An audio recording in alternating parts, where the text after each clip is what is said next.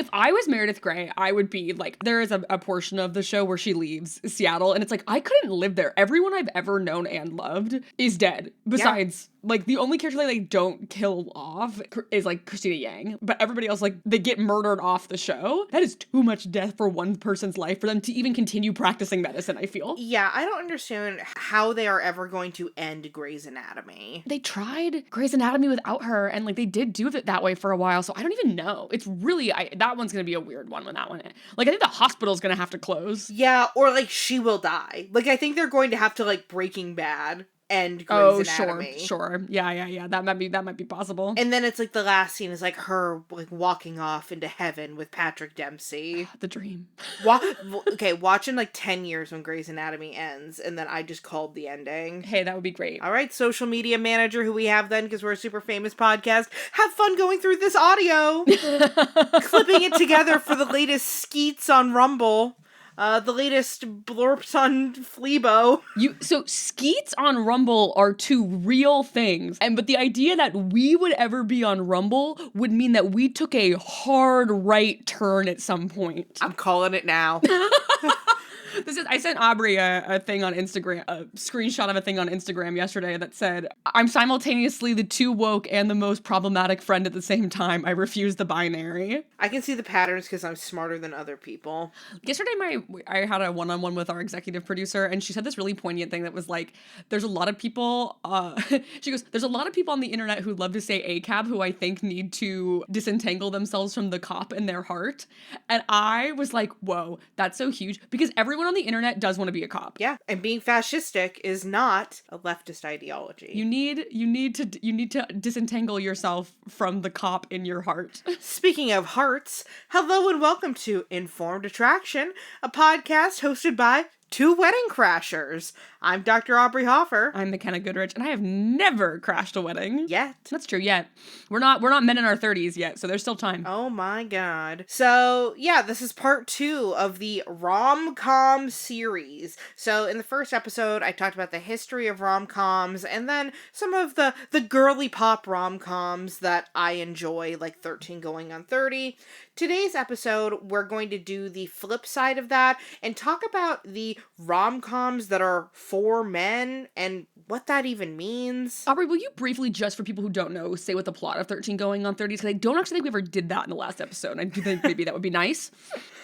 So in 13 Going on 30, this girl as an adult, played by Jennifer Garner, basically, her 13th birthday gets all fucked up, and she wishes that she could be 30, and she wakes up, and she's in her 30-year-old body, and she's living her dream goddamn life, and her childhood best friend when she was 13 is a little Uggo boy, so she finds him when she's 30, and he's sexy Mark Ruffalo, but oh no, he's engaged to somebody else, and basically she does a lot of stuff because she's living her dream as like a fashion magazine editor, or she works for the fashion magazine, and she wants to make the fashion magazine be on top, and through that journey she falls in love with Mark Ruffalo, and basically at the end she's like, oh my god, I lost him forever, and then she goes back in time, and then she gets her man because she saw what he'll become in the future.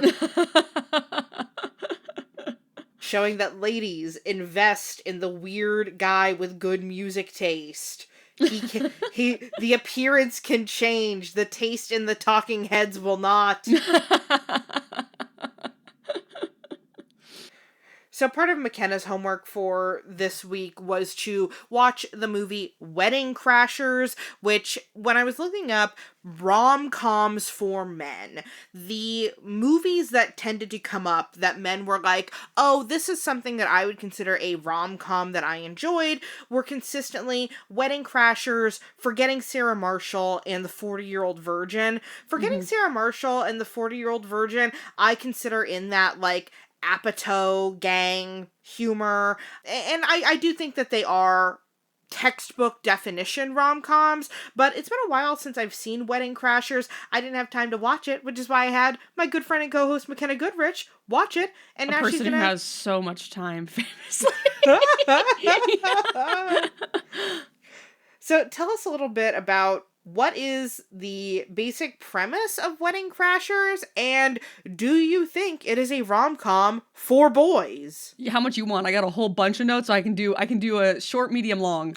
Let's do long. Okay, great. So the basic premise of Wedding Crashers is that it is about two guys who are wedding crashers who go to these weddings for the purpose of trying to sleep with women at the wedding. So basically, like, every summer during like wedding season, that's what they go and do. The last wedding of the season they go to one summer is of the U.S. Treasury Secretary, the U.S. Treasury Secretary's daughter, and then Owen Wilson like falls in love with one of the other daughters of the U.S. Treasury Secretary, who is played by the Rachel two McAdams. Wedding Crashers are Vince Vaughn and Owen Wilson, right? Yes, they are. Yeah. And the two love interests are Rachel McAdams and Isla Fisher. Oh. I will just go through my notes as I have them written. I was taking notes as I was watching this movie.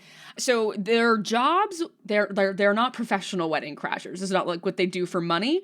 They are divorce mediators, and so they are like the people who are not, so they're not lawyers, but they are divorce mediators. They're there to help mediate the divorce. And so it opens on them mediating a divorce. And my first note that was not about the plot was, thank God they didn't let Vince Vaughn play Patrick Bateman.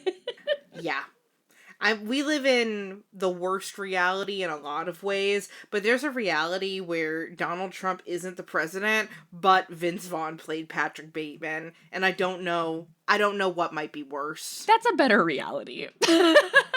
I'm willing to lose American Psycho if we gain. I'm willing to lose American Psycho. You know what though? That would have such a crazy cultural impact, because if it was Vince Vaughn, the incels would not be watching American Psycho. Like, it would have just faded into obscurity. Maybe. Wow, maybe that is the better timeline. Vince Vaughn could have saved us all. I don't know. Well, what did Vince Vaughn look like in? We looked this up in the American Psycho episode. I know we did, but I always forget. I think they probably still would. He's so tall. That's the thing. He's too tall. He's like 6'5". Yeah. That's the whole problem with Jacob Elordi playing Patrick Bateman, is he's too tall. Mm-hmm. That was my first note about the movie, besides that they're divorce mediators. Vince Vaughn has a hot secretary who is in literally one scene, and also he does not like dating and doesn't really believe in the concept of, like, settling down. I wrote, Owen Wilson is so cute, I love him. They wedding crash in order to fuck women, so it's like that's the whole goal of being there. But I think what else is true, and I saw this in, like, an interview with the writers of it, that, like, they do also just, like, genuinely enjoy going to weddings. Like, they like dancing, they like talking to people, they like doing all of those things. I think that is true too. I think they also just like a wedding, which is why they continue to do this way as opposed to like any other way of, meeting women. But they are also inherently tricking women because they are always lying about who they are, right? Right. So the first wedding they go to, they're pretending to be Jewish because anti-Semitism and racism were really funny in the 2000s. Yeah. This movie is from 2005. At several of the weddings, they give speeches, and I wrote, unhinged to give a speech and be the ones lifting the couple during the hora when you're crashing a wedding. That feels like crazy work to me. Like, I feel like if you're crashing a wedding, you want to be visible enough that it doesn't seem like you're like hiding, but you don't want to like interface with the couple. That feels insane to me. Well, yeah, they are sociopaths. Yes. There's a part where I think Vince Vaughn is dancing. No. Oh, Owen Wilson at the ceremony of the Jewish wedding, like, makes himself cry using eye drops, and then he's slow dancing with the woman who was, like, his mark at that wedding, and he's like, you probably think I'm a big pussy because I was crying. And I was like, if a man said you probably think I'm a big pussy to me, my pussy would shrivel up. Yeah, you'd be dry. Yeah, I would be like, don't talk to me ever again. Don't say big pussy colloquially to a woman. There's also an Indian and a Chinese and an Irish and an Italian wedding because everything has to be a cultural joke. They can't just go to like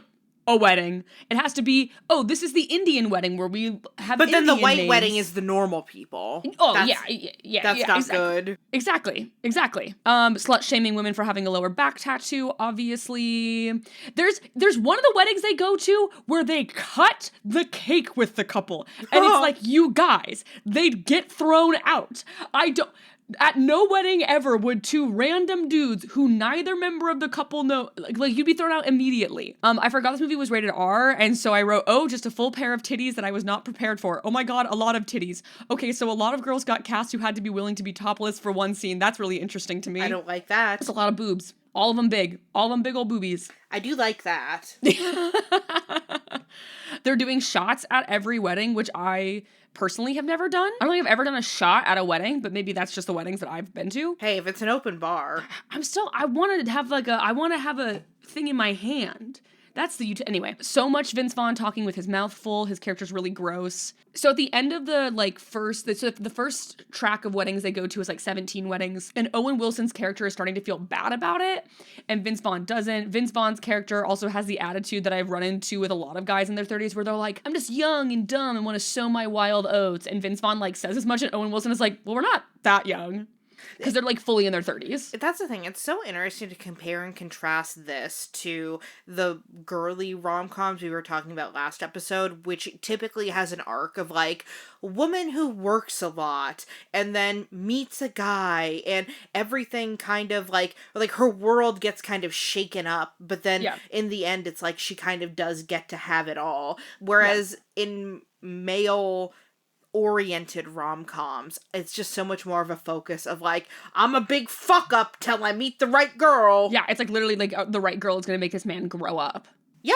That is basically the arc of Vince Vaughn's character in this movie specifically. So then they go to this wedding of the U.S. Treasury Secretary's daughter and Owen Wilson. Love at first sight with Rachel McAdams. I wrote 10-year age difference just for my own note-taking purposes. She, I think, was like 25, 26, 27. They were both, she was mid-20s, he was mid-30s. Yeah. And then so their love at first sight at the wedding of her sister. She is the maid of honor, which feels important. I also don't think you should be trying to sleep with anyone in the family. Like, you should not be trying to sleep with anyone close to the bride. Yeah, these are you are shocked at how sociopathic these characters are. I am. Anyway, Vince Vaughn and Isla Fisher are actually more age appropriate. They're closer in age. I think they're only about 6 years apart in age, which is interesting to me based on the vibes of the movie. I think they very much are positioning Isla Fisher as the younger sister to Rachel McAdams. Mm-hmm. I don't know if that is ever explicitly said, but I think that is the age order based on just like the vibes in the movie. Interesting. Yeah. Rachel McAdams laughs through her sister and her husband's vows. They're like, I think the husband is like a pilot or something, and so there's lots of jokes about like being a captain. It also might just be that they all like sailing. I actually couldn't figure out what the joke was there, but the joke is that Rachel McAdams is laughing at the vows. Like, and that's endearing to Owen Wilson. Like, she's laughing because she really thinks it's funny, or she's like laughing at it because she's laughing at them. She thinks they're corny. Yeah, okay. Yeah. Jane Seymour, who is the mom of Rachel McAdams and Isla Fisher, wants to fuck Owen Wilson. Not good. This wedding actually makes the most amount of sense to me for them to be able to sneak into and actually engage with the family, because there's a million people there who probably don't know the couple, because it's like a big, like, fancy wedding. You know what I mean? Yeah. Like, it's like half people are there just like schmooze with the dad because he's the Treasury Secretary. Yeah. So this wedding actually feels the most likely to me for them to like get away with this in a lot of ways. Best man is giving Henry Zabrowski. It should have been him. Should have been him. Should have been him. Rachel McAdams writes a mean speech that no one finds funny, but then she steals Owen Wilson's really beautiful line about soulmates to save it. He like said something to her on the dock that's like, I think falling in love is like two souls touching one another. Mm-hmm. And then she steals that to like save her really bad, mean speech. Okay. Maid of honor speech. So she's also a little bit sociopathic. Yeah. Claire is dating Bradley Cooper, who is a horrible man named Sack. Okay. Yep. That is, so... I skipped this.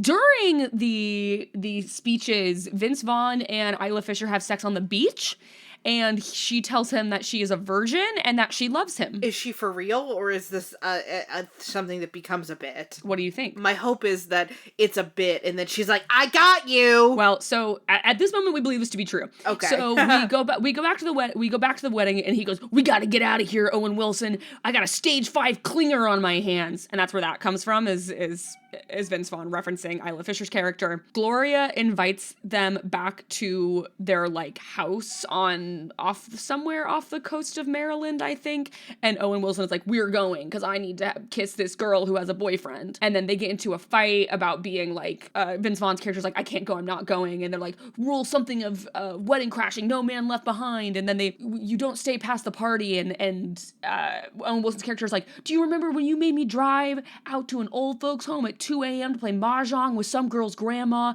And Vince Vaughn was like, that was different. That was my first Asian. And I was like, brother. The movie, they loved racism in the 2000s. They loved casual racism in the 2000s. For a movie to be for the boys, it turns out you just have to be deeply problematic. Yeah, the filmmakers also have claimed that this movie is not misogynistic, and I fear I disagree. Well, there is nothing likable about Vince Vaughn's character, but that is also true about Isla Fisher's character, so they are kind of perfect for each other. The writing is internally very funny. They have some like really great lines, and like both Owen Wilson and Vince Vaughn's characters, who are named John and Jeremy, are like very witty, and so like there's like good repartee and like one-liners in this movie, but that's it. I wrote, are there islands off the coast of Maryland? I don't know. I'm not rich.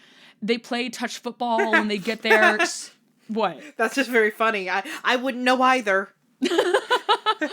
When they get back to the house, they play touch football, but Sack keeps tackling Jeremy, and like what do we think Sack is short for? Saxon? Oh, I went sacrilegion.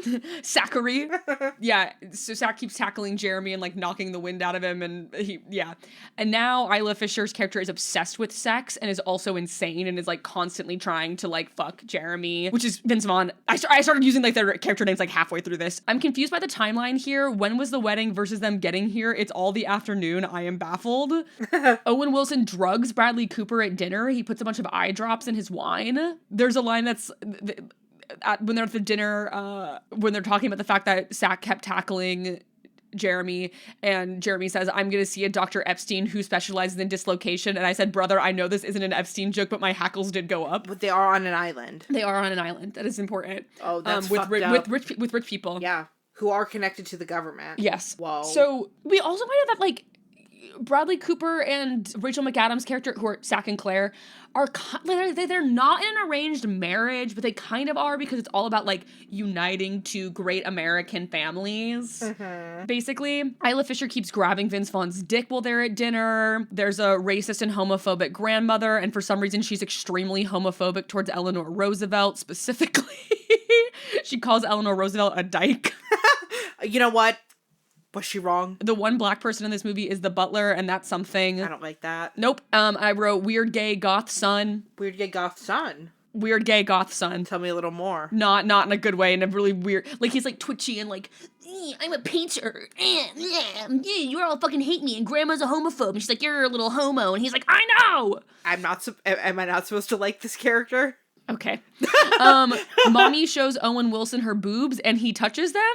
She, like, forces him to touch them? Okay. Yep. I said, ew, Vince Vaughn's character is so gross. I literally have no idea what that was in reference to, but it was a thing that I just thought throughout the movie. It's probably him eating. They never really establish how these guys ever got along besides having fun at weddings. Like, I don't understand how these men are friends, because they're both really different. When Bradley Cooper and Rachel McAdams are alone, he's really mean to her. During the night, naked Isla Fisher ties Vince Vaughn to the bed. We see Isla Fisher fully fucking naked. Full nudity. Can you give me the exact timestamp on that? Nope, cannot. Naked Isla Fisher ties Vince Vaughn to the bed and like straight up sexually assaults him. Like, it is unambiguously she sexually assaults him. We're gonna do another episode at some point, because this is on my list of topics I want to cover, that is quite literally the way male sexual assault is played for laughs throughout media, because it is so fucked up. Yep. So, and it immediately goes from Isla Fisher straight up sexually assaulting Vince Vaughn to like mournful Coldplay playing while Owen Wilson and Rachel McAdams are like in bed tossing and turning thinking about each other, and then Owen Wilson goes to her room but he can't knock, so then he goes back to his room, but then she goes to his room and she can't knock, and it's like, okay. Then the gay son also tries to fuck Vince Vaughn and also painted him and presents him with a nude painting of himself, and then Vince Vaughn screams at him to get back in the closet because they hear Christopher Walken, who's the dad, coming, and he doesn't notice that Vince Vaughn is tied up, even though he like directly grabs the ties at one point. Okay, great. So, hold on. Okay, so also, so Rachel McAdams is the sister of the bride. How is Isla Fisher related? Also the sister. So Isla Fisher so and Rachel McAdams are sisters. Okay. Yeah.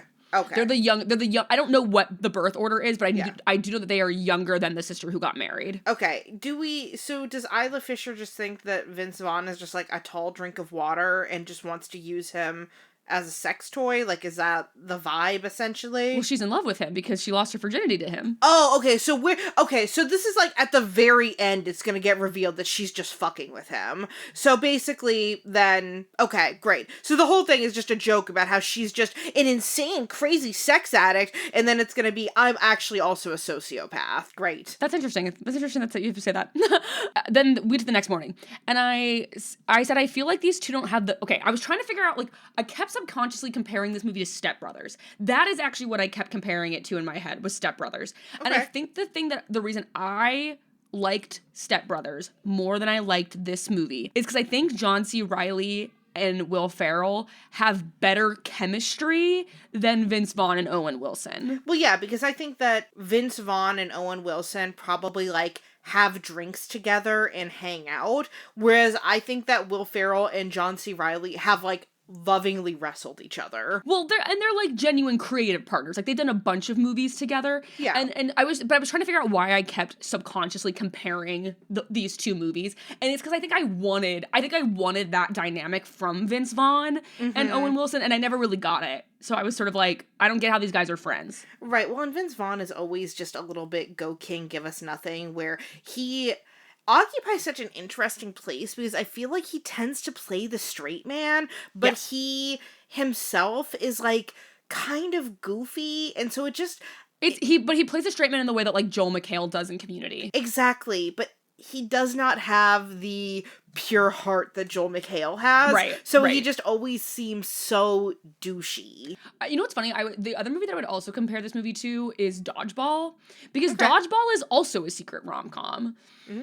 Because Dodgeball is ultimately, like, he's falling in love with the other girl on the team who he thinks is a lesbian throughout the movie, but she's actually bisexual. And then there's also the B-plot romance between Justin Long and the cheerleader. All these boy movies. I actually love Dodgeball, but also a movie that is, like, super racist for no reason. Yeah. I wrote again, like, there are some really funny individual lines. I think that this scene that's, like, the two of them having breakfast the morning after spending the night at the house is actually the funniest scene in the whole movie to me, just because the two of them just together having breakfast was just, it was the funniest scene in the movie to me. The two best lines that Vince Vaughn has in that scene is, I felt like Jodie Foster in The Accused last night, and I'm gonna tell Dr. Finkelstein I've got a whole new bag of issues, we can forget about Mom for a while. That one really, I think that's the best line in the whole movie.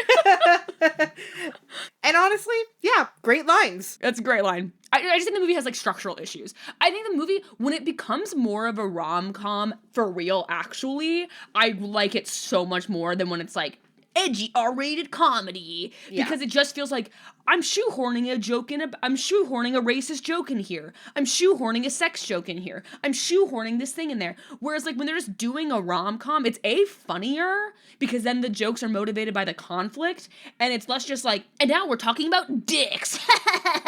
It's 2005. Do you feel like a lot of that, like, set up raunch humor was to get men into the theater and to get them planted and then basically ease them into the rom-com? I don't even think so. I mean, I think that, like, I think that they've set out to make, like, an R-rated comedy movie, and I think that this movie did do a lot for, like, R-rated comedy movies that would come after it. Like, there's a lot of genuine like laudatoriness of this movie for sort of, like, reviving the R-rated comedy. So I don't think you, like, get Step Brothers in many ways without this movie. Okay. But, like, I think that other movies since this movie sort of, like, figured out the genre better than this movie did, if that makes sense. Right. It's influential. It integrated, I think other movies have, like, integrated the jokes into the fabric of the thing better than this movie does. Right. I didn't hate this movie. I also didn't like this movie. Yeah.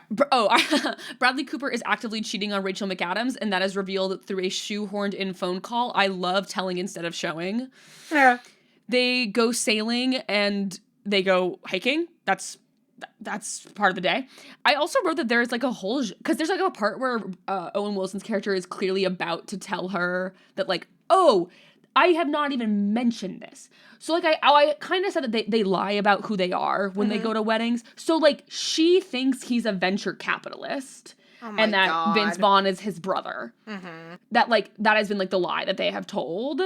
And I have realized that like this is a whole genre of movie, and I found a Reddit thread about that, and that like there's this whole genre of movie that is like guy lies to woman, and then he falls in love, she finds out everything, and she gets angry, like 10 Things I Hate About You, She's All That, Cruel Intentions, You've Got Mail, How to Lose a Guy in 10 Days, kind of, but they're both lying to each other. Mm-hmm. It's just interesting that this like a whole genre is like a man lies to woman, and then he has to be like, hey, actually I lied, and then she's obviously pissed off, and then they still end up together in the end. Right. It's just interesting that that's like a genre. Bradley Cooper. Well, I think it's like, I mean, one, I think it is like lazy writing, and it's kind of a trope in and of itself, but I feel like it's this thing of, because I'm thinking, if I'm a man writing a movie where I am wanting to have some emotional vulnerability, but I don't want to actually have my man be a big pussy, the best thing I can do is have him present a false version of himself to a woman, but then she's different from other girls, so she's actually able to see the true inside, but then he has to come clean. Yeah, I think it's like I think there's a redemption arc thing also happening that like, you know, we've talked about too, like on this show before. And you know what's interesting is my favorite rom-com does this trope. That is what happens in 27 Dresses, because James Marsden's character goes to Katherine Heigl's character to like basically like write an article making fun of her for how many weddings she's been a bridesmaid at, and then he ends up falling in love with her. Yeah. And that's like the plot of that movie. So I don't think that trope's a bad thing. It's just interesting to me how much that trope exists. Mm-hmm. Bradley Cooper has a really funny line when they go quail hunting, and basically Vince Vaughn is like, oh, we're gonna go hunt some fucking quail, some little baby bitch birds, and Bradley Cooper has a line about like, it's fucking quail, who cares? The line that, I don't know, was really funny. Okay.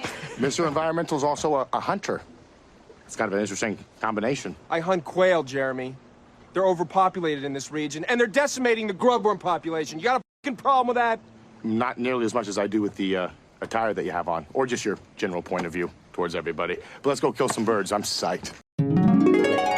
The quail hunting scene is also really funny. I think it's probably one of the other like funniest scenes in the movie. There's a part where Vince Vaughn and Owen Wilson's characters are talking, and they're like, I wish we could just like shoot like something like scary, or like, I don't know, like an eagle or a hawk. And then Vince Vaughn's character's like, yeah, or like a gorilla or a rhinoceros or a human being. And Owen Wilson's character is like, well, I don't know about that. It's like, you know, like the most dangerous game. Just like the most dangerous game. And Owen Wilson's character's like, yeah, I don't know if that's what we were supposed to take away from the most dangerous game. That's a me and you coded conversation. It really was. It was that interaction was very funny. The whole quail hunting scene is very funny. Uh-huh. Bradley Cooper shoots Vince Vaughn in the ass, and then they don't take him to the hospital.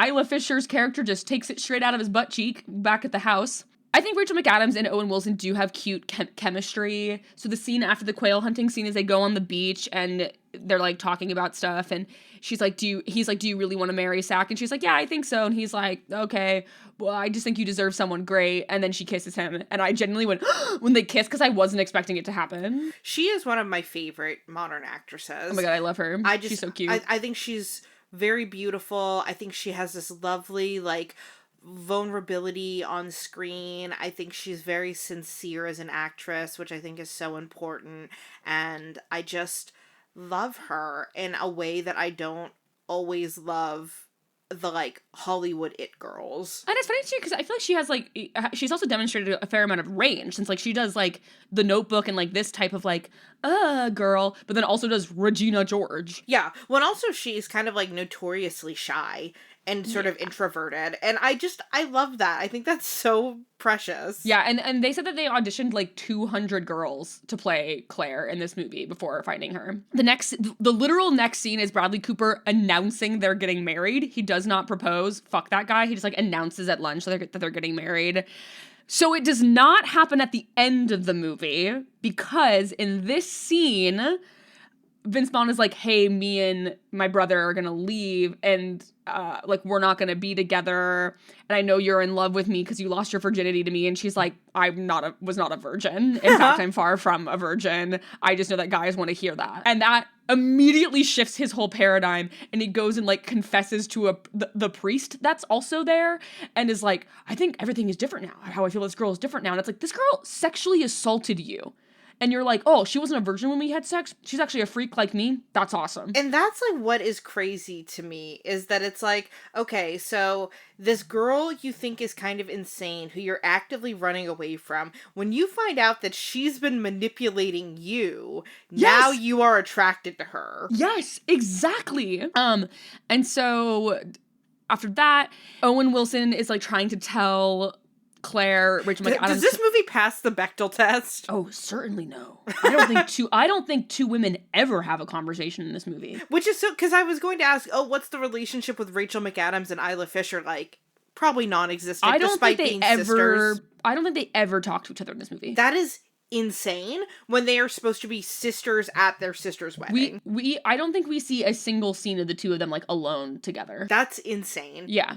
Yeah. Owen Wilson tries to like tell her, Rachel McAdams, to not marry Sack, and he's about to tell her like what happened, like that he's been lying to her.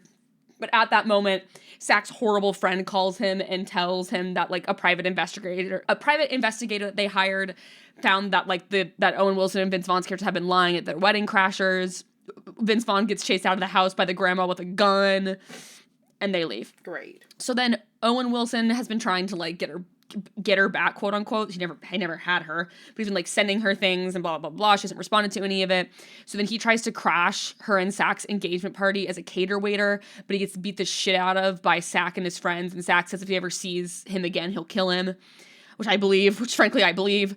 Owen Wilson goes to confront Vince Vaughn because Owen Wilson's character had asked Vince Vaughn to help him at the engagement party. And he finds out that Vince Vaughn is still seeing Gloria Isla Fisher.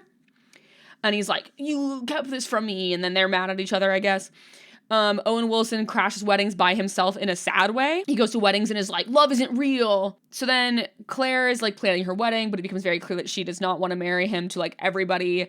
Jeremy proposes to Gloria. Oh my God, it's such a dumb scene. He's like, I think we should take our relationship to the next level. And she's like, oh my God, do you want to have a threesome with that Brazilian girl who we met? So basically the whole point of Isla Fisher's character is to be like, Vince Vaughn's getting a taste of his own medicine. Well, no, the whole point of her character is to be like, girls can be horny too, but in like the most male gazy way possible. Boo.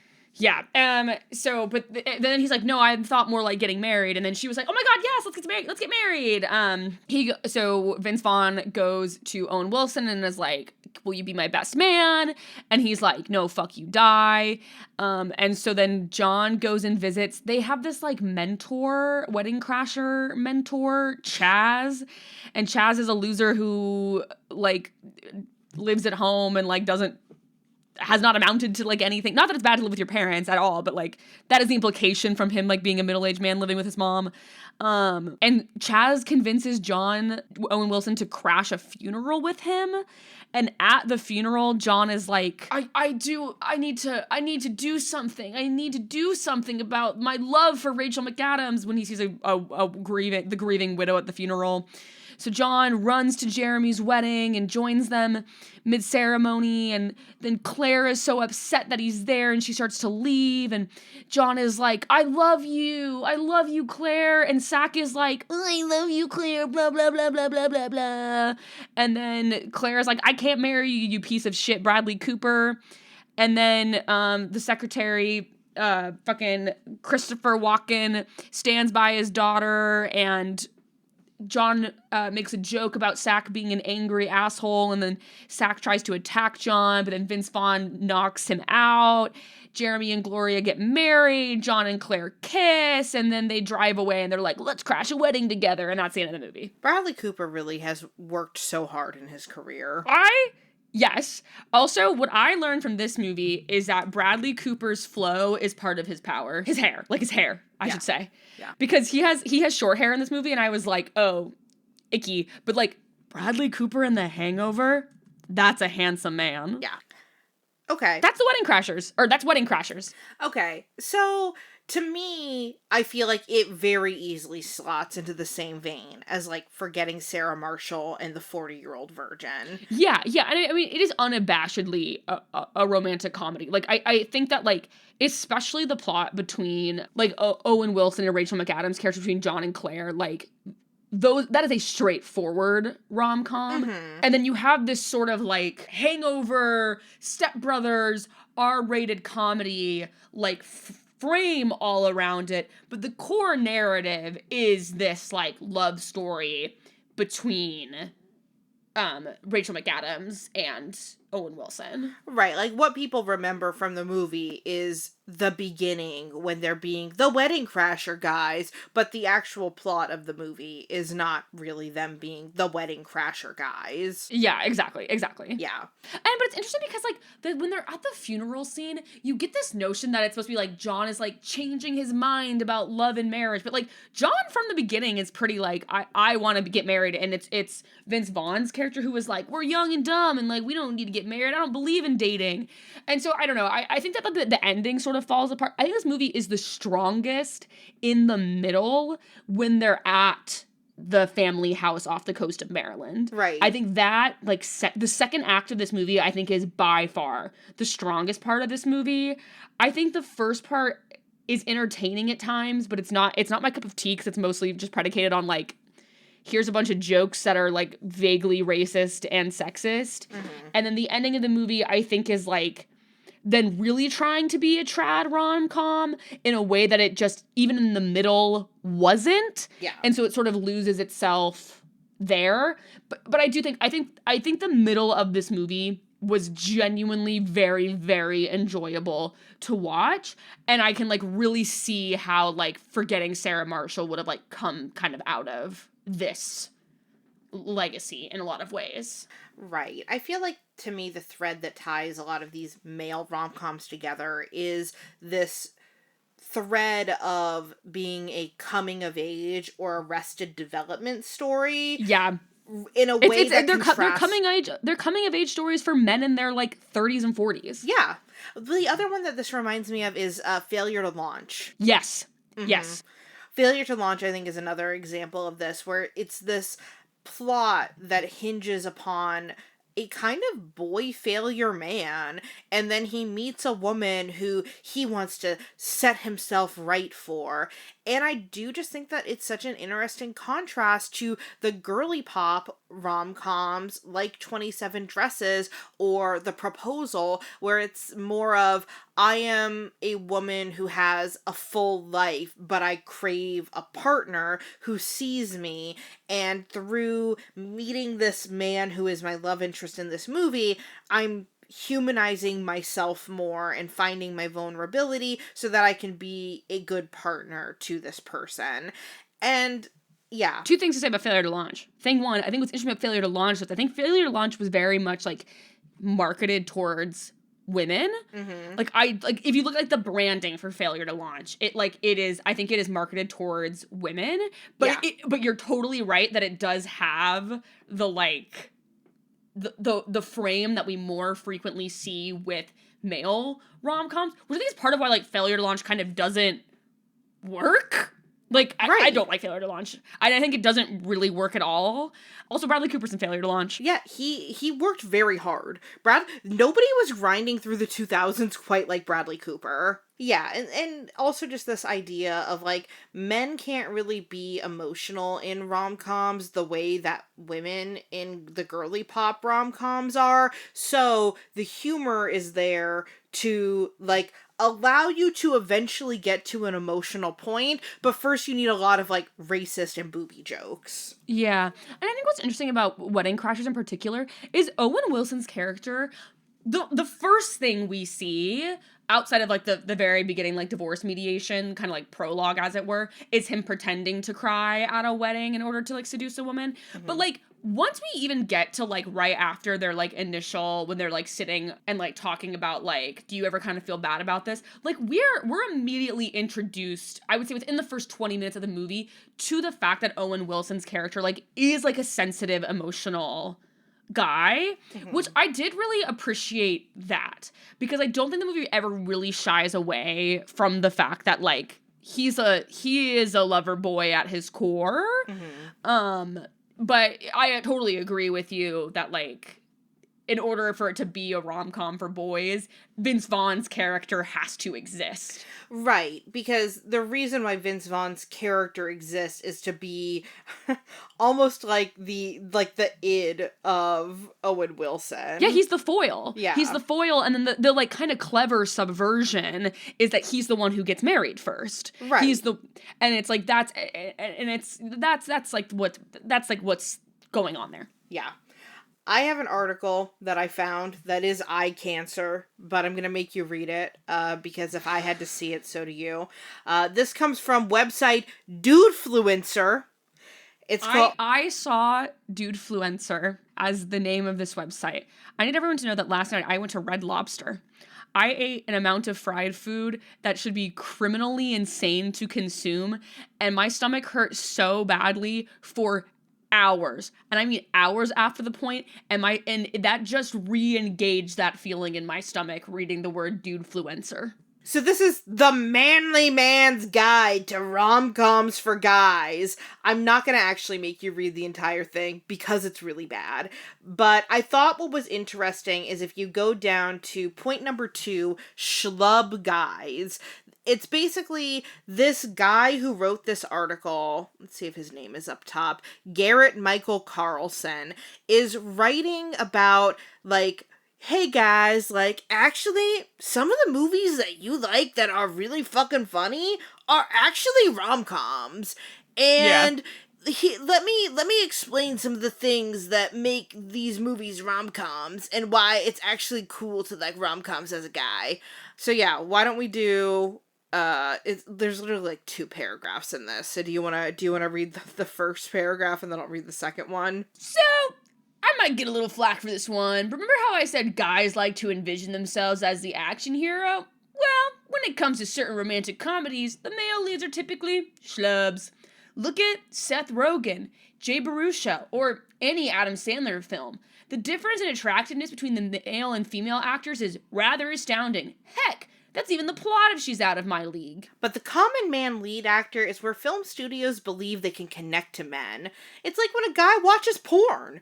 Men don't want to watch porn featuring a guy with a little penis. They want to imagine having a bigger dick. But of course, the dick can't be too big. So to complete the analogy, Steve Carell is the guy you can imagine being, and Channing Tatum is just too big a leap. The Netflix romantic comedy Always Be My Maybe uses this trope as a storyline device as Ali Wong's character ends up dating Keanu Reeves. Reeves' character is just that he's perfect, which proves to be the ideal foil for Randall Park, a normal-looking guy in comparison. But yeah, so I thought those first 2 paragraphs, were insane. I do like the part where, this Dudefluencer article, you gotta mention porn somewhere in it. Oh, yeah. But I will say, before he said it, I had that thought. Yeah, well, and that's the thing, right? Is that I think that this is a trope for a lot of these male-led rom-coms, is that it is the fantasy that you can just be a, like, schlubby boy failure and some beautiful woman will cross your path one day and you can fuck it up, but as long as you say that you're sorry, she's gonna love you and you're gonna then step up and be the man who you want to be. Yeah, totally. Which I think is such a different type of fantasy than in the female-driven rom-coms where the fantasy is meeting a man who fits into your life. Yes, I agree. And or who, like, breaks you out of this sort of, like, humdrum of your life. But I feel like very few rom-coms for girls start with the girl being a girl failure. Yeah, well, that's where I think that, like, a movie like Trainwreck is supposed to be transgressive because it's doing the essentially, like, male rom-com tropes, but from a female perspective. The inverse failure to launch. And I think that's also what, I didn't see this movie, but that Jennifer Lawrence movie that came out a few years ago with her and Andrew Barth Feldman, but No Hard Feelings. I feel like No Hard Feelings also is sort of a girl failure movie. And I don't know, those movies never really appeal to me because I feel like they're... Because I'm not a girl failure. I'm a girl boss. But I just feel like they want to be transgressive so badly, but then whenever I see the trailers for it, I just feel like I'm seeing something that is for men, for the male gaze. Yeah, totally. And it just, like, I don't know. I don't like that. I don't like that at all. I am also a proponent of maybe we should stop calling it the male gaze and just start calling it the gaze, because that actually was Because you're homophobic. original intent. Well, no, because the reason it was in the article I sent you from Substack. I was doing a pun, Aubrey. I don't know what that is. You said the gaze. Yeah. Okay. What about him? There's a scene in Wedding Crashers where Owen Wilson's character has a book that it's called like Thinking About Killing Yourself ? And Vince Vaughn walks into his house and is like, "That yours?" And Owen Wilson goes, "Oh, it's not mine." I think that that's hilarious. It was a really funny joke. I'm really interested in some of these movies that they're calling rom-coms for boys in this article also. Like, you know, we've talked about something like 40-Year-Old Virgin. Lars and the Real Girl is interesting. But I agree that it's a rom-com that I like. Forgetting Sarah Marshall, yeah, we've talked about that. 500 Days of Summer, yeah. Meet the Parents, yeah. 10 Things I Hate About You. I would not say that 10 Things I Hate About You is a rom-com for boys. It, to me, is, I think, a good example of a rom-com that is good for everyone. Yeah, I agree. Which is what we'll probably talk about next. But, yeah, the main points that I'm thinking here are, like, these male-led rom-coms are not explicitly rom-coms the way that we define them in the previous episode. They're rather this kind of hybrid that translates the emotional structure of a rom-com into a culturally safe for men register by embedding the romance within a coming-of-age arc. And truly, I think in most of these male-led rom-coms, the actual love story is kind of like a man falling in love with his own identity. Interesting. Yeah, I think also the way they market them also tends to be like, this is a comedy that someone might fall in love in it, but it's a comedy first. It's about Vince Vaughn and Owen Wilson going and freaking crashing weddings. Yeah. So this made me think a lot about this masculinity filter that I think is placed over these male rom-coms. Why is the tone so different? Why is it that they're comedy first? Like, why isn't there a kind of like beat for beat rom-com for men in the way that there is for women? And I think that ultimately the answer that I come to is that men do want love, but socially, men can't appear to want love.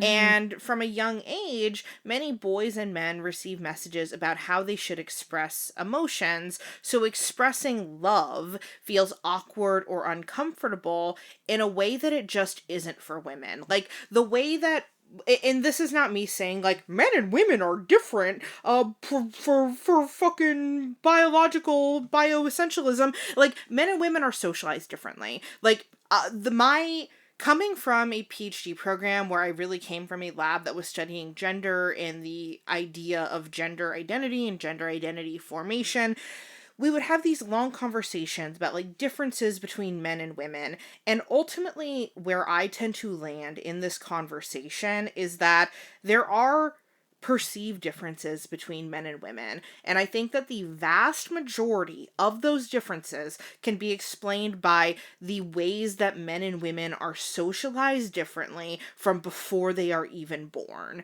Maybe there are some true, like, you know, biological, like, neurological level differences between people who are biologically male and biologically female. I think that those are not super important when you are looking at the, like, grandiose ways in which people are socialized from the moment they literally exist inside their mom's tummy. Yeah, totally. So yeah, like, that just brings me to this point where I just feel like a lot of men feel like they can't express, like, men are not trained to express their emotions the way that women are, is the point I'm trying to make. Like, the way women are socialized around, like, relationships, whether it's romantic relationships or friendships, is to prioritize the emotions of that person, right? Like, friendships between two women are incredibly like emotionally deep and intimate in a way that male like friendships don't tend to be. And that's not to say that male friendships are not emotionally fulfilling or as sincere or real as female friendships. I'm not trying to make that point, but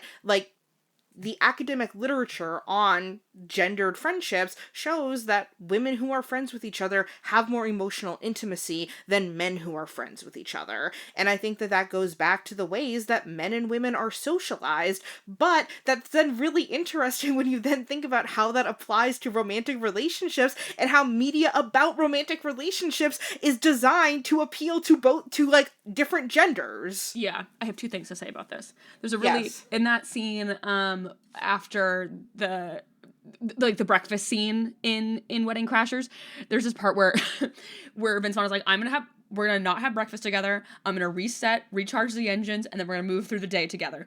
And then he just goes and like sits at a different table and faces away from Owen Wilson, and then Owen Wilson's character goes, I'm gonna say something to you, and you're not allowed to get mad. I love you. And Vince Vaughn goes, I love you too. And it's like, it was very sweet, but I also like genuinely wasn't like expecting that kind of moment in this movie, especially like in the middle of it, like not like at the end when they were like, I love you, man, like I'm so glad we're friends. And like this was like in the middle of the movie, them just like expressing that they love each other to each other. Yeah, that's very pure.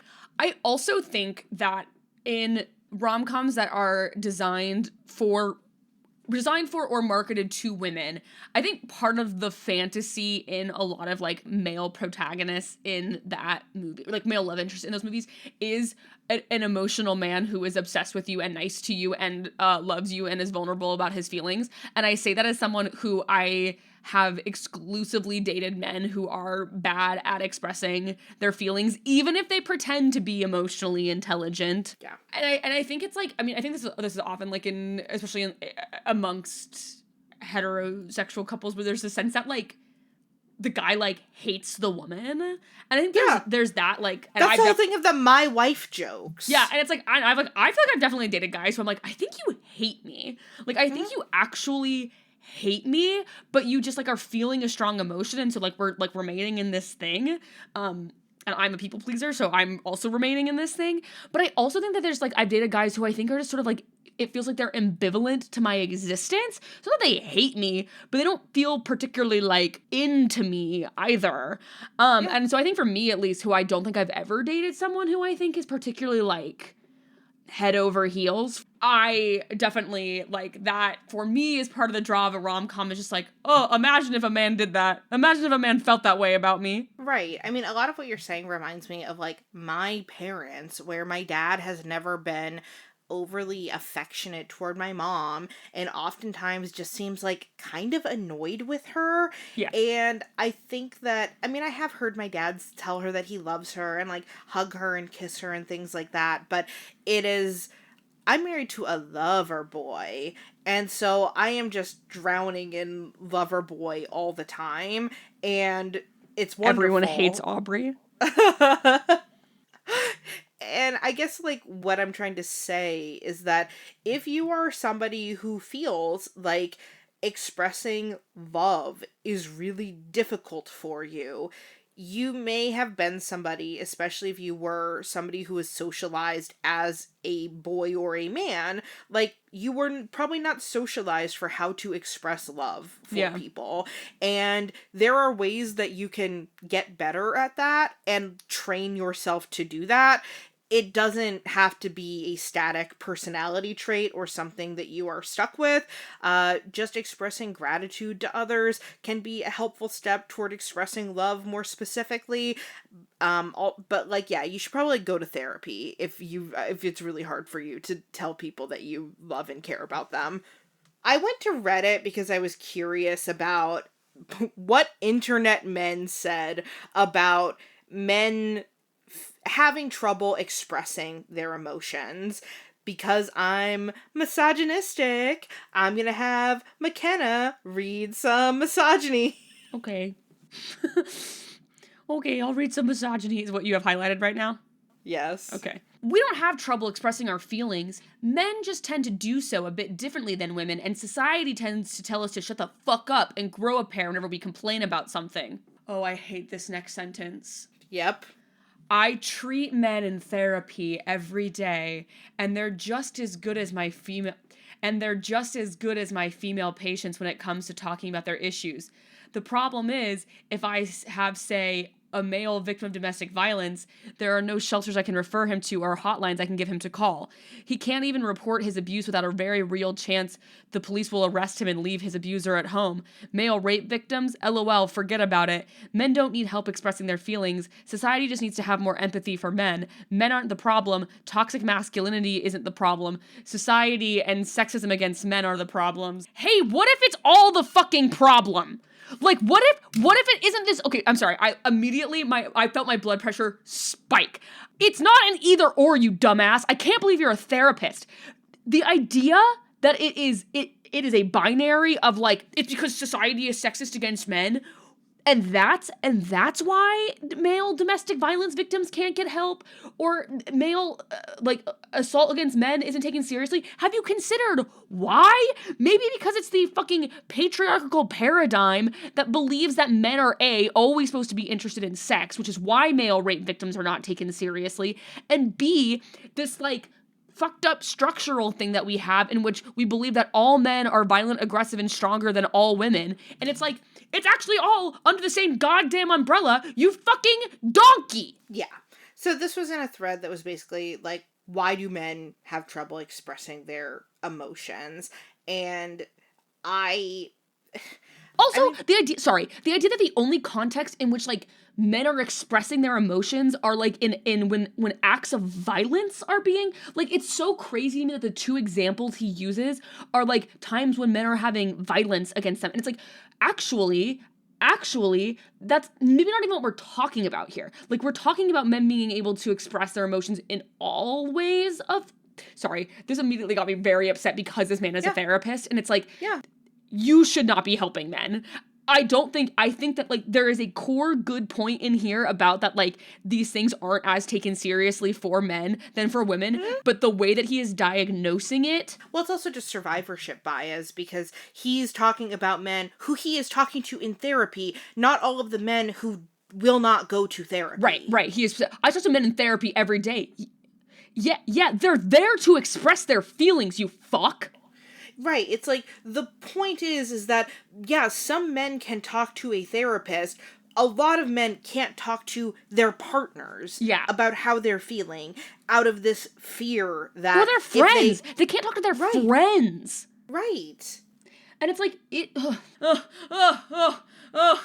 There was another... So that was the first comment that made me angry. Then there was a comment that made me sad. So I'm going to read the one that made me sad. Okay. Because I want to play more sympathetic characters on this show.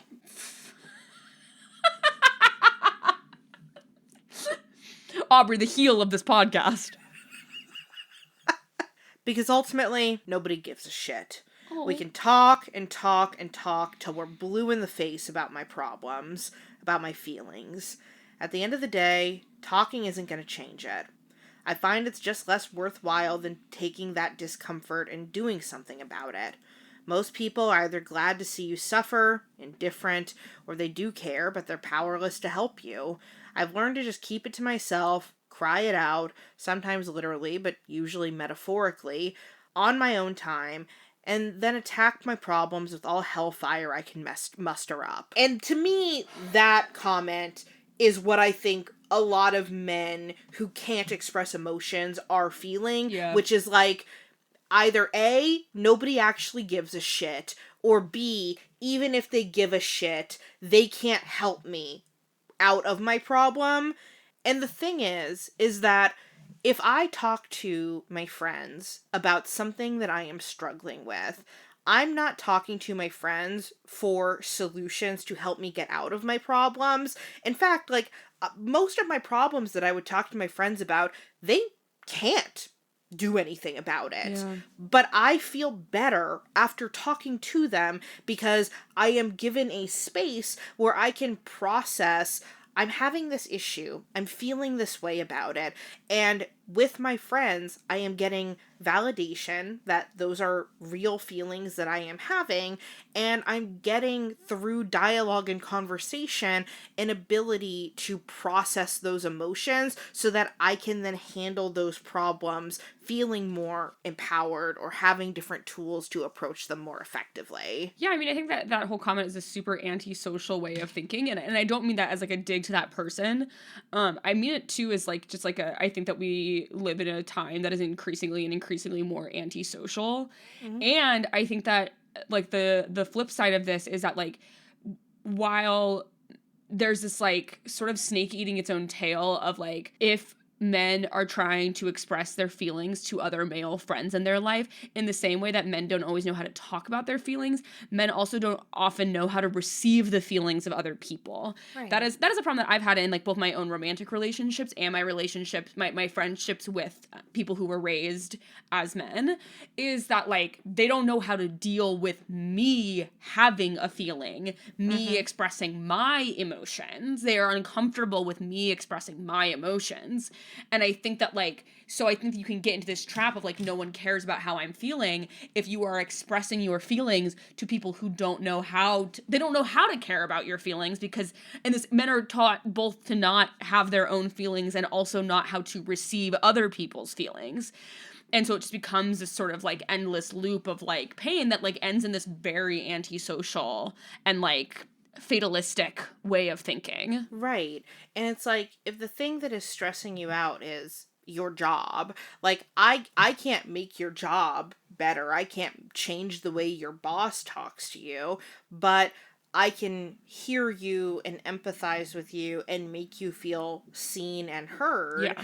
And while that doesn't make the problem go away of issues at work, it does help.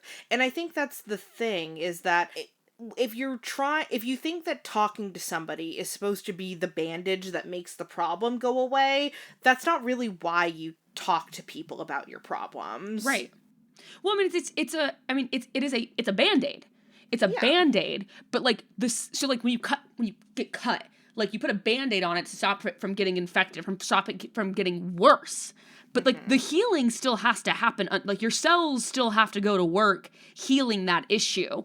And so it's like talking to someone about how you're feeling, that's a Band-Aid. But like you still have to, like that's not going to solve the problem, but it is going to be like a temporary solve. Right. Solve meaning SALVE, not SOLVE.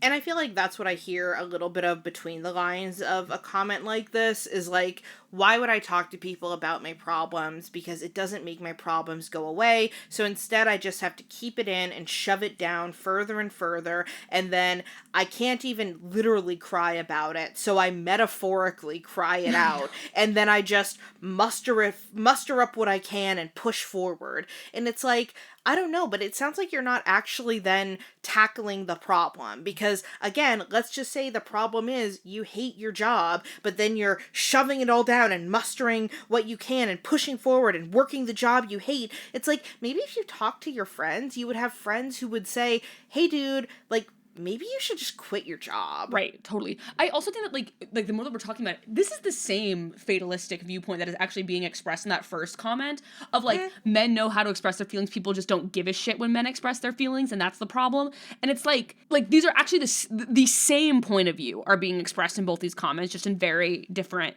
ways. And I think that if your therapist thinks and feels this way, find a different therapist. Yeah. Yeah, so I don't know. I just feel like this all ties back to, like, the core of this podcast, right, is thinking about the ways in which media takes societal ideas and translates it into something that is marketed to people to purchase and consume in some way. And I just feel like films, especially these male-led rom-coms that I'm talking about, or male-marketed rom-coms that we're talking about, they add humor and irony and raunch and racist jokes and shit like that just to detach men from ever fucking feeling anything. Because God forbid a man have a movie that's about a man who finds a woman he loves and he's not lying to her, or it's not like, God forbid there's a movie where it's like literally the fucking female-led rom-com thing of I'm just too busy and I don't have time for anybody, and then I meet this woman and she like either fits into my life or I realize that I have to give some things up in order to have the balance that I want. Like, Well, that doesn't... I yeah. also think that has to do with, in part, has to do with the cultural understanding for men about sex and like the way that the prioritization of sex fits into a lot of men's lives. I say that in that, like, I think for me as a busy lady, one of the first things that I'm like, oh my God, this has to go, when I'm like feeling busy and overwhelmed, is dating and sex. Is I'm like, that needs to go over there. That needs to go away from me. It's one of the first things that falls off for me. And it's like, it's a thing that I actually do genuinely enjoy, but when I'm feeling too like, ugh, it's that goes away.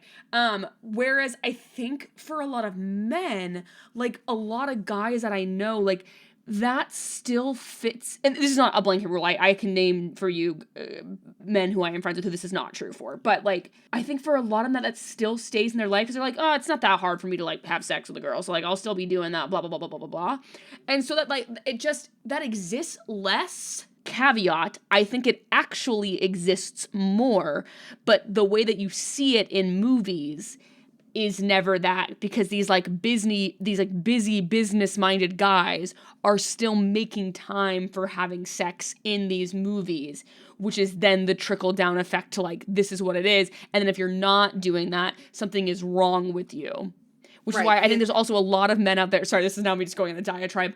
I think there's a lot of men out there who are having sex for the perfunctory activity of having sex, who maybe don't actually enjoy having sex that much. Yeah, because they feel like they have to, because men want to have sex all the time, obviously. Obviously. I want to talk a little bit about what the female love interests are like in a lot of these male-led rom-coms. So thinking kind of holistically about movies like The 40-Year-Old Virgin, Forgetting Sarah Marshall, Wedding Crashers, others that we've talked about. The way that I would characterize a lot of the like women that these men are going after in these movies that I view as like, you know, Arrested Development stories essentially, are that these women are more competent, more mature, typically less weird, and essentially they function as a civilizing force and essentially the prize for growing up.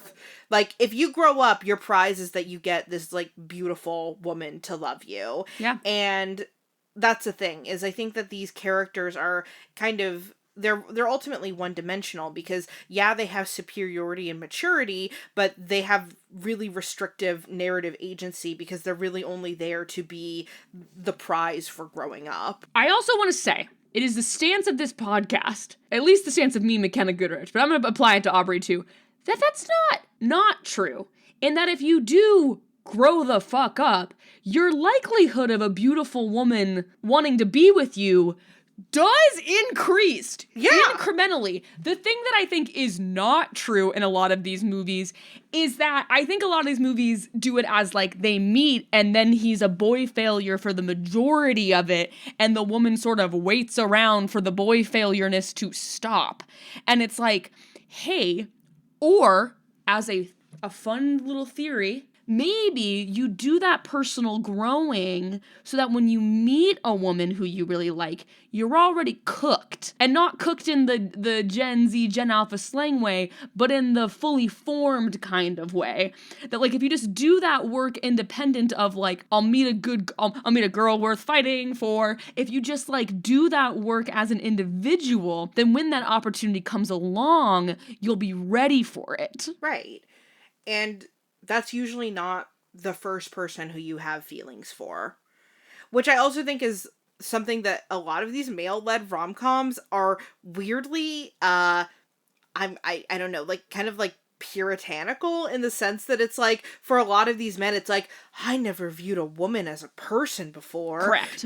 Now that I do, I want to make her fall in love with me. And it's like, yeah, like, probably the first woman who you feel that way about, you're probably going to be like 15. And you're probably going to like fuck it up. Yeah.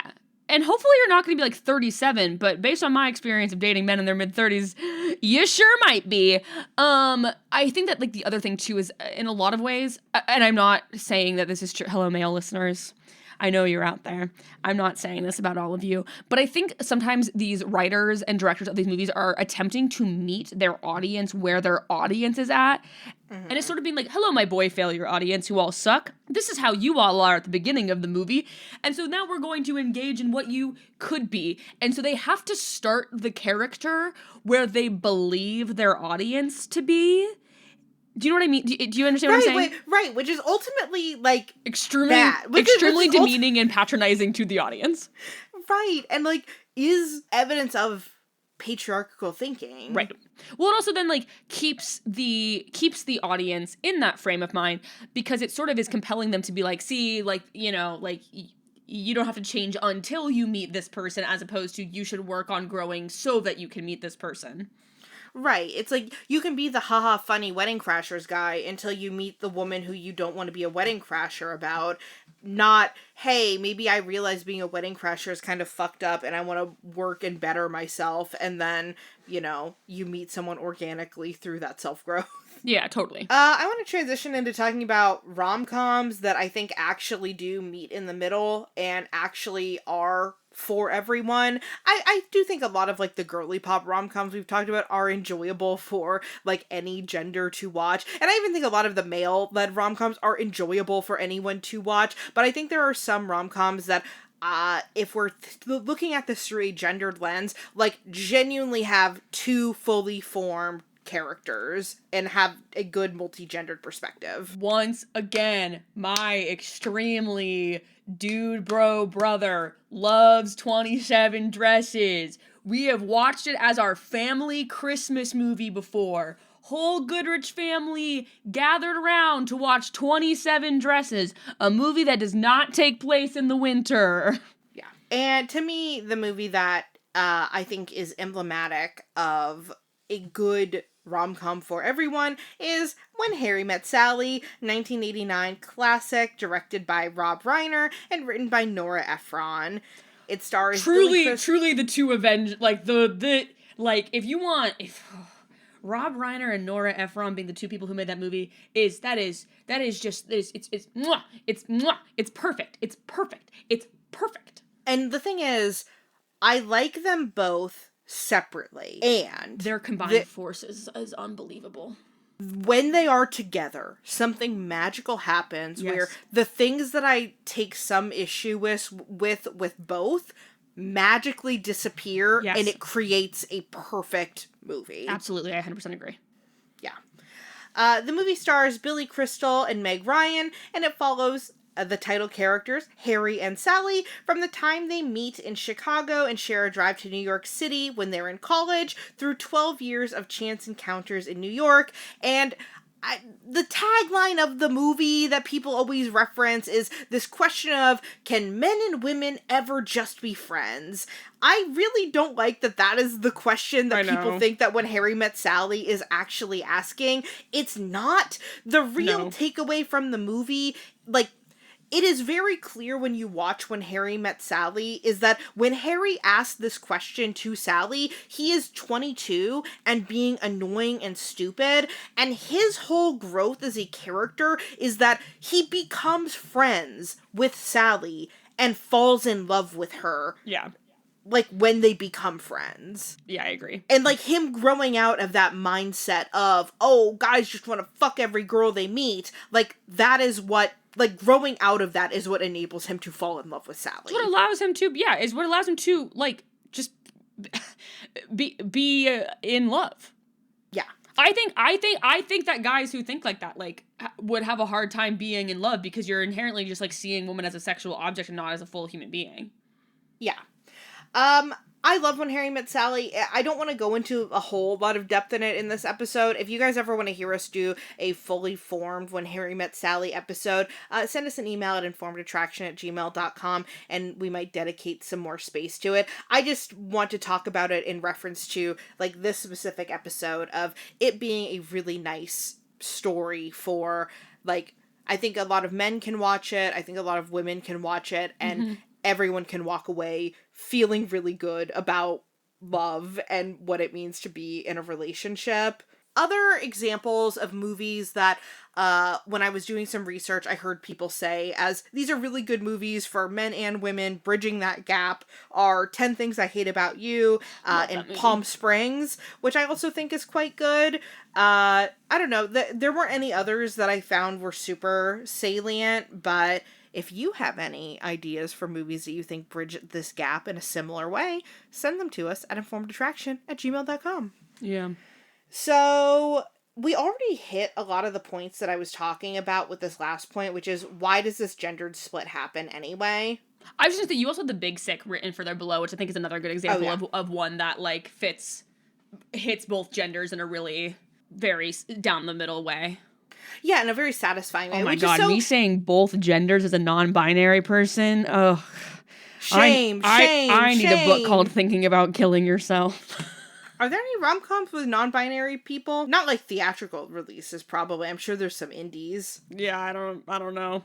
Oh, you know what other movie I love that I saw recently that I think fits into this is it's called Dinner in America. Yeah, there's a 2020, I wouldn't even know that I would call it a rom-com or more of just a coming-of-age story, but it is really, really good. Kyle Gallner plays this like punk rock guy, and he meets this girl who's like a super fan of his band, and she's super autistic, and his band is her special interest, and they basically kind of go on the run together, and it's incredibly satisfying, and their love story is incredibly sweet, and I highly recommend it. I think you specifically would enjoy that movie, my friend Mackenna. Okay. So yeah, we already hit most of these points about why this split happens. You know, to me, it's this idea that women are socialized to value relationships and men are socialized to value independence. So women tend to consume male-centered romance more easily, but men tend to avoid female-centered romance unless it's reframed and contextualized in, like, usually this sex comedy type of way. I had a little bit of academic literature that I pulled for this. So, you know, women being more effective at providing social support relative to men for both same-sex and opposite-sex friends. Women are also more likely to seek out and receive social support when they're faced with environmental stressors compared to men, suggesting that social support benefits may be especially prominent among women. I think this makes a lot of sense contextualized into that comment we read earlier from the guy who's like, why would I ever talk to anyone about anything? And it's like, here's the crazy thing about like academic research on social support is that like people who are going through cancer treatment, who have better social support systems, have a higher likelihood of recovery than people who do not have good social systems. And that doesn't mean that having a lot of friends means that you won't ever die from cancer, but it is protective. Like, it is good for your health and well-being. Yeah, I also think that, like, this is, like, a longer conversation, but, like, just the sheer fact of having a lot of friends does not necessarily mean having good social support. You know what I mean? Yeah, absolutely. Right, like having high quality friendships. Yeah. And I think that also is the thing that I think I know a lot of, I don't know, it's interesting now, I guess, going into my 30s. I feel like when I was in high school, I knew a lot more people where they were like, oh, I know a lot of people, but I'm not really close to anyone. I feel like now that I'm at this stage in life, most people that I know have some close friendships, some periphery friendships, and then a lot of men who I know, I feel like it's like all periphery friendships. Yeah, I think a lot of guys I know, oftentimes like the person they're closest with in their life is a girlfriend. Mm-hmm. And that is part of why they cling to that relationship so heavily. But I also take, to be totally fair, I also, you know, I live in New York. I also, like, just in my social spheres tend to be friends with squishier people. But, like, I do know a fair amount of friends with, like, close friendships. But I do think that is a common thing that I see, especially, like, thinking about people I know back home in Arizona, that it's, like, a lot of men who it's, like, they got a lot of periphery friends and they have a girlfriend. And if they didn't have that girlfriend or wife, they wouldn't really have a close support network. Right. I also think it's interesting, like, the evidence for also this social learning about relationships. You can see this in mother-daughter research. So adolescent girls who have high-quality relationships with their mothers also tend to have a higher quantity and quality of female friends, which suggests that mothers model the socio-emotional foundation for successfully establishing a strong social support network with other women, which I think is really interesting because I am somebody who did not have that with my mom, and as a result, I think my entire life I've really struggled to create a social support network with other women specifically. Yeah. It was really fucking hard for me to be friends with girls up until like probably like 1 to 2 years ago. Yeah. And this is like the first, McKenna is one of my closest friends who has known me for the longest amount of time. McKenna and I have not lived in the same place as adults ever, because you went to college and then you were kind of in Arizona, but like we weren't like there was also like a pandemic and shit. Yeah, so, yeah. I like, mean, the time that we both lived in Arizona was during the pandemic. Yeah, so you and I have never lived in a place where it's like I can just like hang out at your house, right? And we're chilling, yeah. And you're also not like you're not a cisgender woman, and I don't think that really matters as much in this. I was for the majority of our friendship. I mean, not that, oh god, we're not even gonna get into that bag of bones. But it's like, I would still consider our relationship a female friendship, despite my gender identity currently. Yeah. And I guess the point I'm trying to make is that right now in my life, for the first time ever, I have a group of women in my life where I am like going to their house and hanging out with them on a regular basis. And that has been really fulfilling for me in a way that I have never experienced before. And doing all of this research about like female friendships and female socialization, it has been very healing to have these relationships with other women, mainly because the way that women talk to each other, because we have been socialized to like prioritize other people's emotions and things like that. It's been very satisfying to have these friendships where my friends are telling me about their problems, I am telling them about my problems, we are giving each other emotional support and building like ways to help each other and checking in with each other and things like that. And that is really cool and sweet. And it makes me sad that that is something that is kind of unique to like one gender of all the gender. I mean, I think queer people have like very similar like types of dynamics for various reasons, because like when you are not within the gender binary or like living a life that is enmeshed in toxic masculinity, I think a lot of these doors open up about how you socialize with other people. Mainly I'm just saying it's sad that like men don't feel like they have friends. Because it's, like, cool to have friends. I have a twofold thing to say here. Number one, I can get into how I think my relationship with my mom has led to a different path for me to take in my friendships, but I actually think it's probably best saved for perhaps, like, a future episode where we talk about, like, mothers and daughters and more specific things. I think there's a lot to be mined there, especially from, like, a media perspective. The part two thing I would say is I would love to actually, at some point, talk to a cisgender gay man about this specifically, because I'm curious about the ways that like this intersects with like queerness for people who are still cisgender but also still male and gay, because I have, in my experience with being friends with a lot of gay men, the way that like we interact and I see them interact with other men, there is still this like ironic detachment in their friendships and a weird sexually charged thing happening the whole time. Mm-hmm. And so I and that is based on like my perceptions of friends that I have in my life and their friends with other men.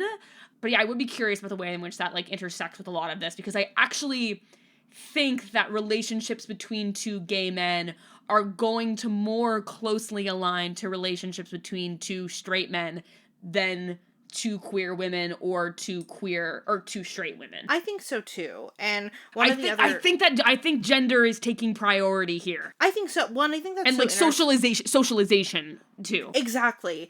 So one of the other things that I was reading was basically saying that for like girls tend to be higher in self-disclosure and intimacy relative to boys, and they emphasize emotional sharing and talking over shared activities. A lot of friendships between boys and men are, we all love football. Yeah. So we all get together and we talk about football. Yeah. And like one of my best friends living here is my friend Loie, and I like just learned that Loie loves hiking and has hiked like these huge incredible trails, and I was like, holy shit, like I've known you for like, you know, like a while, and this has never come up as a hobby that you engage with. And like I do have shared interest with a lot of my friends, but it's just it made me laugh because it's like, oh my gosh, like it's so different from like a group of guys who loves hiking. Like all the fucking shit they would talk about would be hiking. Right. But with women, there's just this like, we're bonded by something different than just, I don't want to say it's superficial because it's not superficial, but you know, just like the stuff we like or the stuff we watch or the stuff we do recreationally. Totally. I mean, I think that with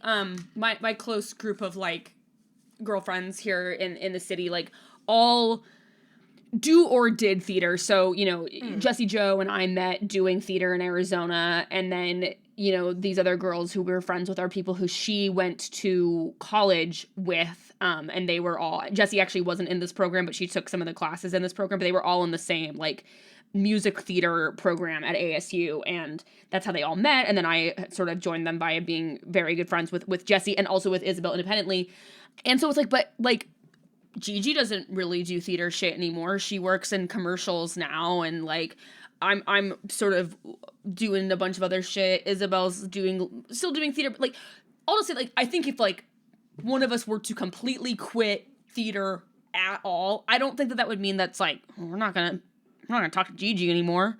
Right. Like we would still have things to talk about. Well, and even when you guys all get together, you're not getting together specifically to talk about theater. No. Whereas we're getting together to all having extreme stomach pain after eating endless shrimp at Red Lobster. Whereas I think for a lot of men, it's like, no, we're all going to get together to talk about sport or whatever. And then it's like, because, oh my God, I also saw this incredible article the other day that was about these essentially these like sports YouTubers, like YouTubers who talk about sports. Yeah. They are acting as fucking like therapists for their fans who are sending them messages that are like, I'm going through a breakup, I'm having a really hard time. Like the guy who you're watching talk about football on YouTube, you're messaging him about your emotion and relationship problems, and they're responding back and like trying to like help out these guys who seem like they're in a really hard spot. It was a really interesting article, and it's just like, yeah, like there's like this desire for connection, but it's like, brother, like the YouTuber is not your friend. I've seen this because I famously watch, you know what, I actually haven't watched a Twitch stream in quite a while. Sorry, KYR Speedy. I'll be back one day probably. But I've seen it both in Speedy's chat, another guy named Jeremy Dooley, and Chilled Chaos. All three of them, when I've been in their chats, I've seen someone come in with something like sad. Like, sad as hell. And especially when you're, like, in the middle of streaming a fucking video game, you, like, don't have the capacity to respond to it. And, like, or, you know, all those guys, they have, like, hundreds to thousands of people in their Twitch streams, so the chat is moving quite quickly, and it's like, the silly guy you watch play Mario Party cannot be the guy you're going to for, like, my wife just left me. Right. So, yeah. I read a little bit more about, like, female friendships, and, you know, the last point was basically that, like, self-disclosure and emotional support are perceived as important for promoting emotional intimacy among women, and women's friendships are primarily maintained through support provisioning and being open with one another. And I just think that it all speaks to this point of, like, I'm not trying to say that women are better than men. What I am trying to say is that women are socialized to, like, be open and vulnerable and honest with friends, and that creates a depth and richness to a relationship, whereas men are not socialized to do that Right. with their peers, which means that they do not get that same depth of relationship that is more common among women. Not that it never happens among men, but I think it's very apparent when you look at the way men and women are in society, and you look at the way media that is about relationships is different when it's marketed for men versus for women.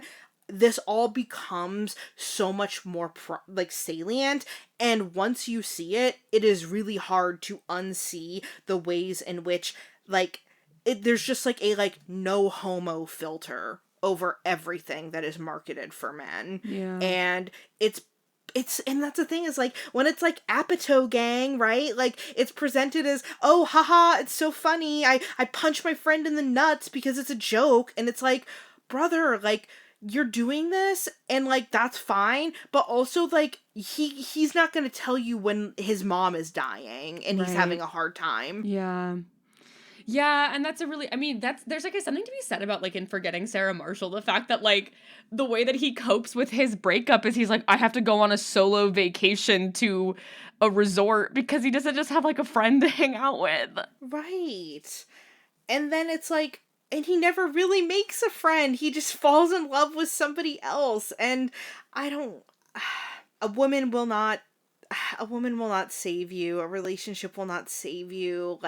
Relationships are wonderful. I have a beautiful relationship that I'm super grateful for all the time. She's flexing. But it's not everything. And Yeah. if you think that the person who you're with is going to make it everything, that's only going to hurt you and them. Well, I think it's because you can't be reliant on it. You can't it can't be the only thing that you have, because then if it's bad, you're not going to leave it. And if it's the only thing you have to rely on, you're putting a lot of pressure on that relationship to be the thing that keeps you afloat. Right. I mean, there was a time in my relationship where my husband had a really difficult time figuring out kind of what he wanted out of life and things like that. And, part of what made it difficult was that he would say, I'm only living for you. I'm only living for our relationship. That is what I have. And I was I can't be the reason that you live. Right. I can't be the reason that you're alive. That's a lot of pressure on me, because then if I'm not that, it's what's going to happen? You're just going to die? Yeah. Hey, girls, raise your hand if you've ever had a guy threaten to kill himself so that you don't break up with him. Hey, me and Aubrey are both raising our hands. Let's go. Let's fucking go. What's the longest amount of time you've ever been threatened into keeping a relationship afloat? For me, it was another 5 months. It was not quite as long for me, but it was probably 2 or 3. Yippee! Yippee! Yippee! Is that where we end? No, we cannot end the episode there. Oh my god. All right, well, Okay. I got nothing else to say. I got more to say. All right, fellas, ladies, theydies, vellas. You know what we are so far past this now, but I was thinking about the Fujoshis the other day. Okay, great. Okay. You were Fujoing out. Okay, yeah. Stephen King Fujo. And then it's the Cujo cover, but it's Fujo. I see. I'm here now. Also, I did Google it. There is a movie called I Wish You All the Best, which is more of a coming of age story, but is a coming of age that has a romance element to it that features a non-binary character. So there's something for my non-binaries out there. So I think we are looking to do 1-ish more episodes in this series, potentially with a guest. And we were thinking about talking about the film The Ugly Truth. But also on the table could be Forgetting Sarah Marshall, The Proposal versus Knocked Up. So if you're interested in throwing your hat in a horse for that race, you let us know. And we probably won't listen to it because we probably will have already recorded the episode by then, but then we can just keep putting it, and then maybe we'll make 100 episodes about rom-coms, and then we'll die. We all do someday. And for Aubrey, it might be sooner rather than later. Aubrey, don't look behind you. Oh!